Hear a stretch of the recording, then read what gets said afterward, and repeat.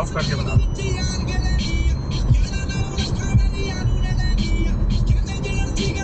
बंदी डाल से करो ना